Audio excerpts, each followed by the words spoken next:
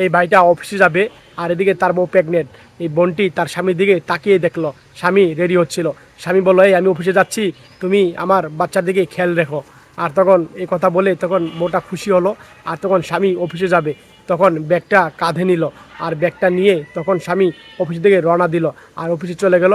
আর তখন বোনটি দরজা লাগিয়ে তখন খাটে বসে তখন খাটে পরে শুয়ে পড়লো। আর শুয়ে পড়ার পর হঠাৎ করে বোনটির প্রচণ্ড মাথা ধরে গেল।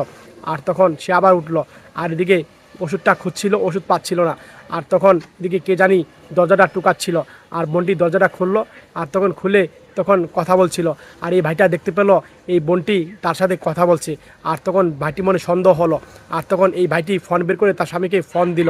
আর তখন স্বামীর কাছে ফোনটা চলে গেল।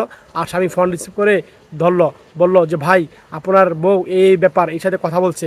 আর তখন ফোন রেখে তখন এই ভাইটা তখন চলে গেল, দরজা লাগিয়ে দিল। এই ভাইটা দেখতে পেলো ভালো করে। আর কিছুক্ষণ পর স্বামী আসলো।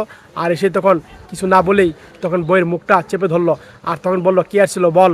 আর তখন থাবড় মেরে ফেলে দিল। আর তখন তার বউ বলল, তুমি পাগল হয়েছো নাকি, তোমার বন্ধু রকি এসেছিল। আর অবাক হয়ে গেল বন্ধু। আর তখন সেই কল্পনা দেখলো যে দরজা টুকাচ্ছিল, এই বোন দরজা খুললো, বলেছিল যে ভাবি বন্ধু কোথায়। আর বলেছিল তোমার বন্ধু তো কাজে গিয়েছে। আর তখন আরও বললো যে আমার প্রচণ্ড মাথা ব্যথা হয়েছে, আমি থাকতে পারছি না। আর এইভাবে বোনটি বলল। আর তখন এইভাবে দরজা লাগিয়ে দিয়েছিল। ভাইটা তখন বুঝতে পারলো। আর ভাইটা তখন অনুতপ্ত হয়ে গেল। এই ভিডিওটা দেখে যদি আপনারা শিক্ষা গ্রহণ করতে পারেন, মন থেকে শেয়ার করেন। মন থেকে শেয়ার করে সবাইকে দেখার সুযোগ করে দিন। সবাই বেশি বেশি করে শেয়ার